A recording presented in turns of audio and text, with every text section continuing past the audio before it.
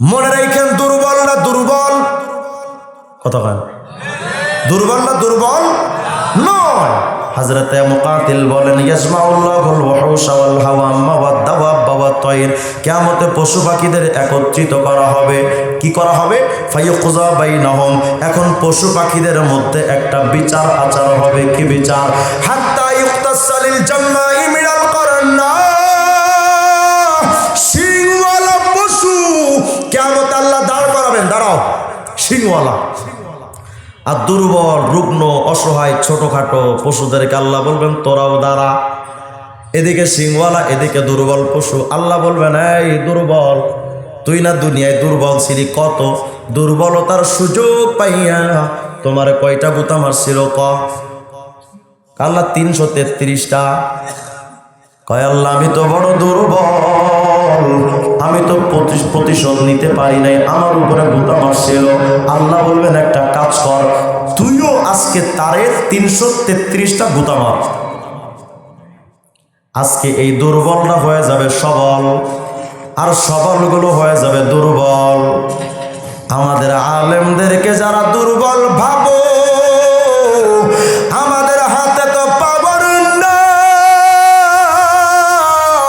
কখনো মিথ্যা মামলা দিলা, হাতে হ্যান্ডকাপ লাগাইলা, কখনো বা রিমান্ডে নিচ্ছ, কখনো বা কারাগারে নিচ্ছ, কখনো সমালোচনা করো।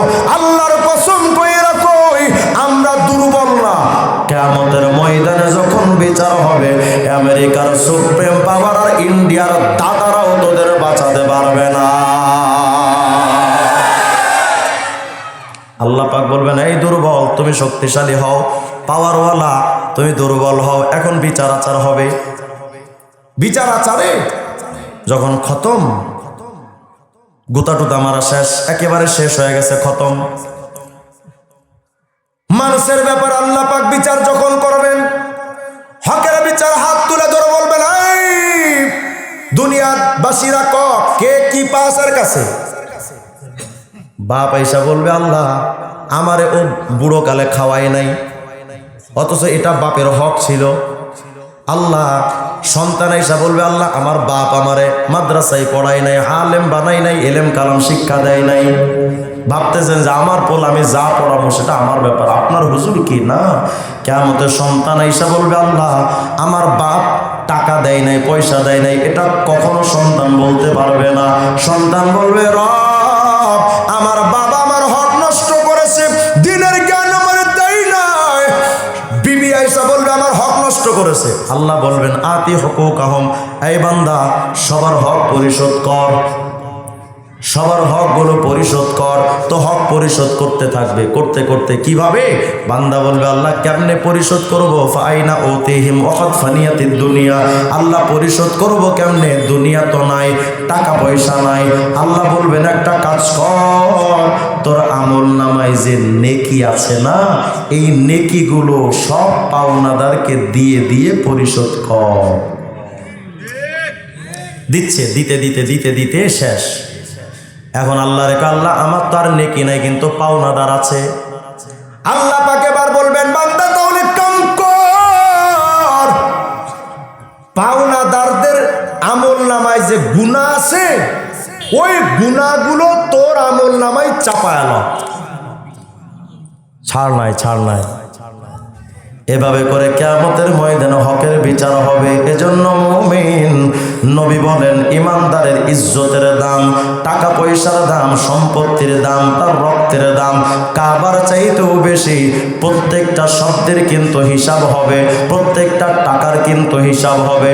এই জন্য আল্লাহর নবী বলেন, যেই আদালতে মাপ চাইলে মাপ নাই, ওই আদালতে যাওয়ার আগে যেই দুনিয়ায় মাপ চাইলে মাপ আছে, ওই দুনিয়া থেকে মাফ করে তারপরে যাও। বুঝেন নাই? দুনিয়ায় ক্ষমা চাইলে তো পাবেন, আখেরাতে ক্ষমা নাই। এই জন্য নবী বলেন, এই দুনিয়া থেকে ক্ষমা টমা চায়া একদম ফ্রেশ হয়ে তারপরে কবরে যাও। পারবো তো আমল করতে ইনশাআল্লাহ? কেউ কাউকে ঠকাবো না, কেউ কাউকে ফাঁকি দিব না, কেউ কারো নিয়ে গীবত করব না। পাশের বাড়ির মেয়েটার ভালো বিয়ে হয়েছে তো বাস আপনি নষ্ট করে দিলেন, না কইরেন না, হক নষ্ট করেন না। হিসাব দিতে হবে আল্লাহর আদালতে। আমল করা যাবে ইনশাআল্লাহ। আল্লাহ তাআলা যেন আমার ভাইদেরকে আমল করার তৌফিক দান করেন। আজকের মাহফিলটা যে যুবকরা আয়োজন করেছেন, আপনার খুশি না বেজার? আচ্ছা বলেন তো, মাহফিলে আজকে এসে আপনাদের লস হয়েছে না লাভ হয়েছে? যদি লাভ হয়ে থাকে, যুবকদের প্রত্যেক বছরের আয়োজনে আপনারা থাকবেন তো ইনশাআল্লাহ? আল্লাহ তাআলা আমার ভাইদেরকে তৌফিক দান করেন। আমি আরও সময় দিতাম, কিন্তু আসলে আমার কালকে নিয়ে একটা প্রোগ্রাম নেওয়া আছে। আবার ওই প্রোগ্রামটাই ছিল আমার মূল, মাঝখানে এই প্রোগ্রামটা পরে ঢুকেছে। আমার তো সময় ছিল না, রমজান আগে খালিও ছিল না, কিন্তু যুবকরা আবেদন করেছিলেন বিধায় আমি বলেছিলাম এশার নামাজের পরে একটু সময় দিব। হয়তো আপনাদের এশার নামাজ এখনো হয়নি, এশার নামাজ এখন হবে ইনশাআল্লাহ। এশার নামাজের পর আরও মেহমান আছে, আরও মেহমান আছে ইনশাআল্লাহ। আপনারা আখেরি মোনাজাত করে তবেই বাড়িতে যাবেন ইনশাআল্লাহ। আসসালামু আলাইকুম রহমতুল্লাহি ওয়া বারাকাতুহু।